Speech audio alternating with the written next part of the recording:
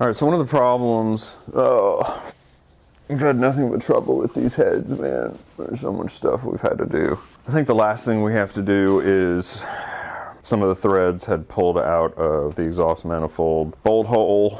I think there's only one. I gotta go through and measure them. But anyway, so yeah, we gotta put a helicoil time cert, something in there.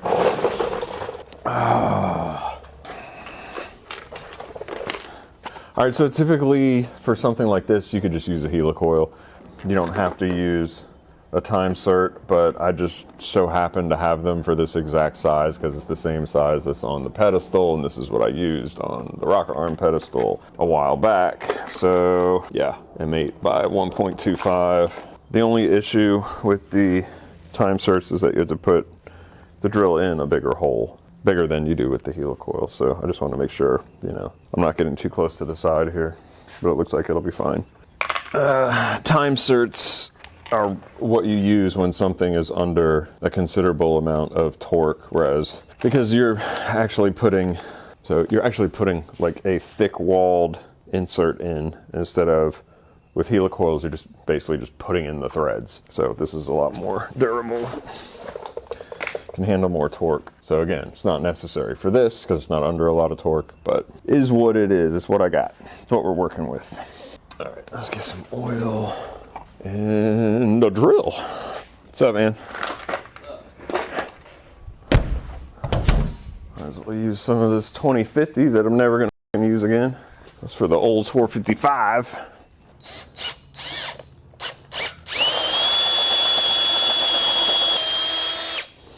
Yay. Yelling at me about my C4s. You drinking Monsters? Dude, those are 300. That's like 150.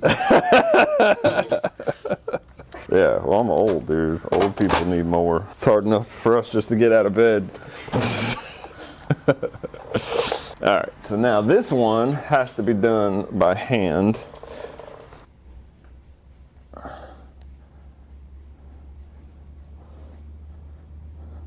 Yeah.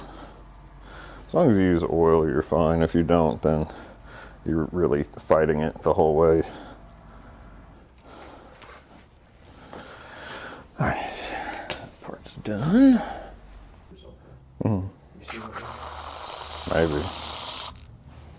All right, so now we need Loctite. Use enough red, it'll be on there for eternity. And that's what we want. Does it heat it up? No, this is just, it's like glue.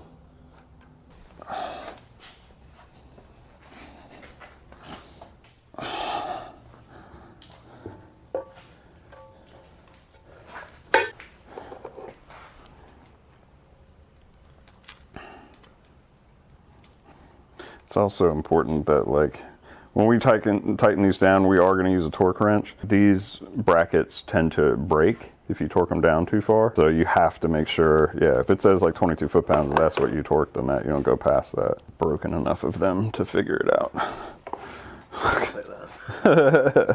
It's actually a good thing though, because the newer stuff, the bracket is actually part of the head and it's built in. So if you fuck it up, then head's, you know.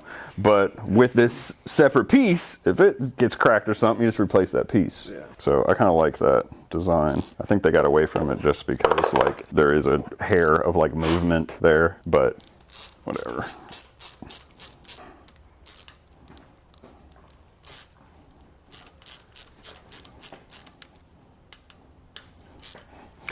If you want, grab that, and wherever you put the 10, is it back over here? Yeah, put it back. Yeah, and you just basically see if it moves, like this one's tight, loose. So then center it over the valve, and then just tighten it until there's a little bit of tension. Sure, it's this one, or just anything that's loose? Everyone, go over everyone and see if they're loose. So as soon as you feel, but hold it. So like hold it in place, like centered, and then tighten it, because it will move on you. Okay. As soon as you, as soon as you feel tension, then you stop. So go through each one. Yeah. So that one too. Do it again.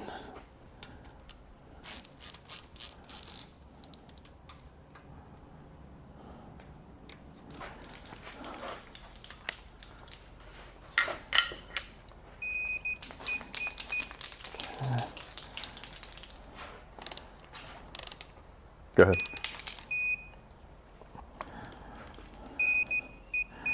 Okay. Something is wrong. Why are you not fucking starting? Okay.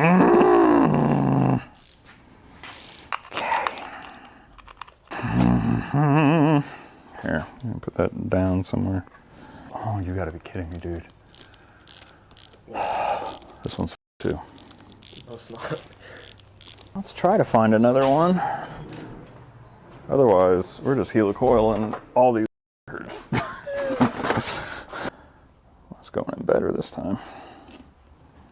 This is just car life, dude. It just is what it is. You get used to it after a while. Just don't know where they are.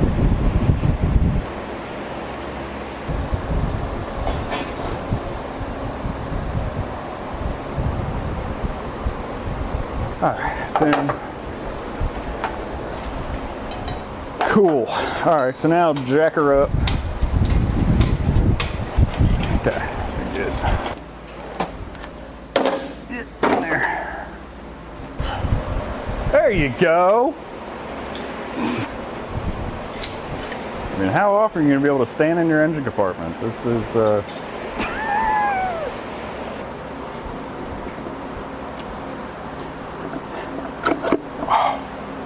Okay, good. All right. So now let go for a second. I want to see where it's going to go. Okay, let it go.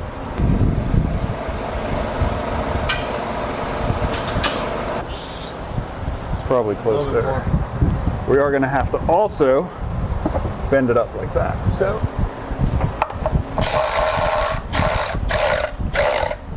One's the one that sucks.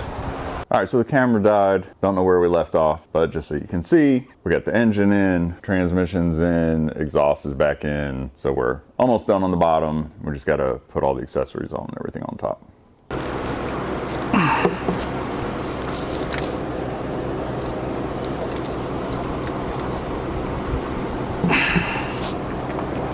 Okay, all right, so now the easiest way to do this is connect the back one, and then you should be able to like lay it on top and then connect the other ones to it and then bolt it in. Now to install these, they have to pop. So you got to hear them pop. Yeah. Okay, just want to make sure you're aware. Last time it didn't. Yeah, and then they won't go in. Or you'll think they're in anyway. They all clicked. They all clicked? Check it, but I know they did. A couple clicked twice. Good, good, good. At least one click. As long as you get at least one click, you're all right. Two is like, all right. Yeah, because I was on the side of the road coming over from Wick and OB. Did one pop off? Oh, like 3 of them popped off.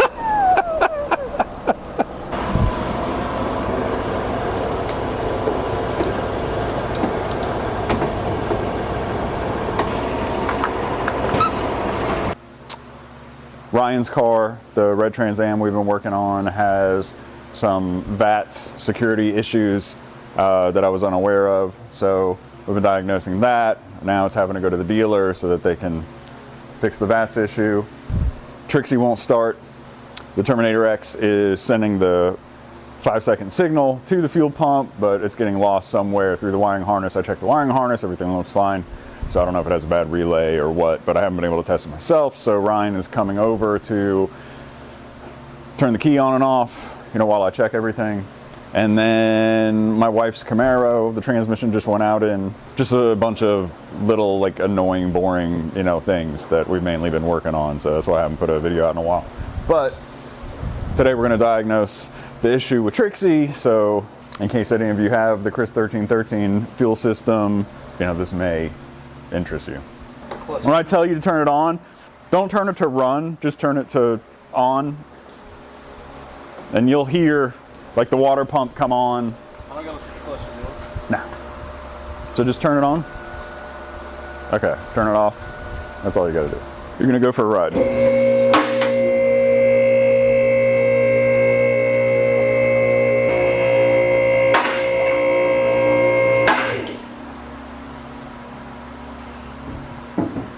Ay, ay, ay, ay. All right, turn it on. I gotta do this one. Turn it off and on again. Okay, you can turn it off. No power. All right, so we have no signal getting back to the relays. So now we get to test up front. So stay in the car. Your seats are comfier than mine. Really? Yeah, yours were so much more fluffy than mine. Okay, now I get to find the green wire, wherever the that thing ended up. Don't tell me I'm not gonna be able to get to it without doing it inside the car. Let go, bitch. Fuck out. I get to find this fucker. Oh yeah, good. You're here. Shine the flashlight over here. Flashlight guy. That's fine. Yeah. All right, this is the thing we got to test. So what you do with electrical, if you're not getting a signal, start from the furthest back and then work your way forward. And at some point you'll find a break in the line or, you know, a problem with the computer or something like that. But I swear, I mean, it could be that it's intermittent, but I did test this wire before and it worked. So I don't know. We're going to find out though. All right, turn it on. Off. All right, again. Nope. Oh, there it goes. Okay. All right, so there's no fuel pressure. It is sending signal, but we're losing it in the back somewhere still. Okay. So signal is got to be this one. Pressure. Yeah. I ran green into red. All right, so now let's test it. All right, go ahead and turn it on. That's interesting. Okay, turn it off. Power there still. Okay, turn it on. Off. It's not that one. It's like Russian roulette, waiting for one to arc. All right, go ahead.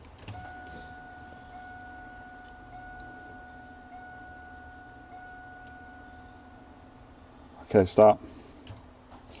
Okay, so then it is sending signal to the harness. I have tested the harness. I've checked all the grounds. They're all grounded. So if there's a break somewhere or it's melted somewhere, like, I don't fucking see it. And I can see 90% of it. Like, the only place I can't see really is like right here, like in between the tank and the wiring. So like maybe there, I don't fucking know. All right, turn it on. No bueno. Okay, turn it off. Well, that's very interesting. So we grounded out the harness and it still will not work. It's impossible. Well, nothing's impossible. All right, it's a new day. Back here working on Trixie again. We've been having an intermittent voltage drop issue. Having an intermittent fuel pump not getting power.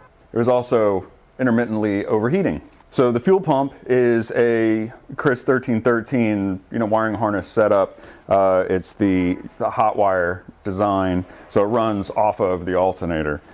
So we tested all the wiring inside the harness and everything ohmed out fine, got all the way up to the alternator, and the wire going from the battery to the alternator obviously, has power. Well, not obviously, we checked it, it has power, but as soon as you hook it up to the alternator, it drops to 0. So just for the hell of it, I put a separate ground on the alternator, checked it again, same issue. So obviously there's a break, an open inside the alternator. So we're gonna go ahead and yank the alternator out and replace it. Those of you who have a ProCharge 4th gen know this isn't fun because you have to take ProCharger off and everything, in order to get to it. So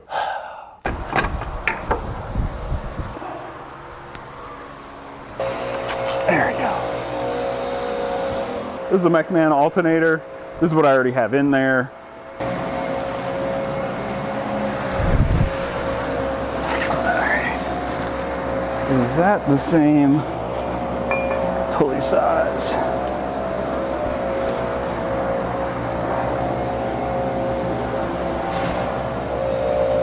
Okay, same pulley size. Alright, cool.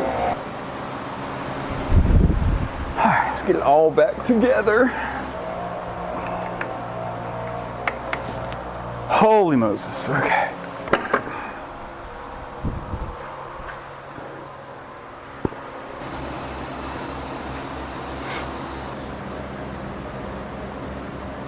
Uh-oh. Well, that's not good.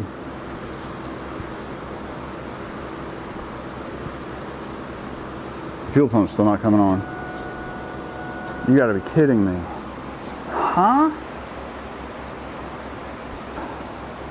So this thing just had to, the Terminator X just had to reset. It's kicking now. All right, so it aggravated me that I never found a smoking gun as to why the fuel pump wasn't getting power, and the fact that the alternator wasn't charging at all. Whatever the battery voltage is what the charging system was at. I kind of just tested power going to the relays of the fuel pump, and there was power going to the relays. And then after that, there's 2 wires that go up to the pump. So I'm like, all right, well, if it's not there, it's in the harness. But I never actually did a process of elimination to the point of where's the failure.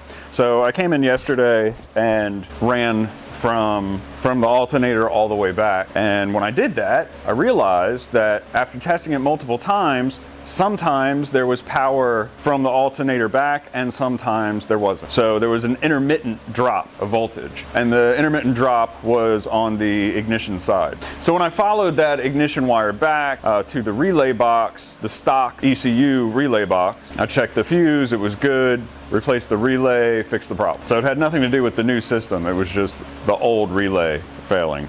So quick and easy fix, pop that in there, started it multiple times, works, check voltage, over 14, so we're good to go. I just gotta, relume everything because I took the whole harness apart, testing it. Unfortunately, Ryan's car isn't gonna be in this video. It's still at the dealer. They're still trying to figure out this VATS problem. So whenever they're done with that, then we can throw a couple tunes at it, take it to Jeff's, throw it up on the dyno, see what it does. But let me get back on this.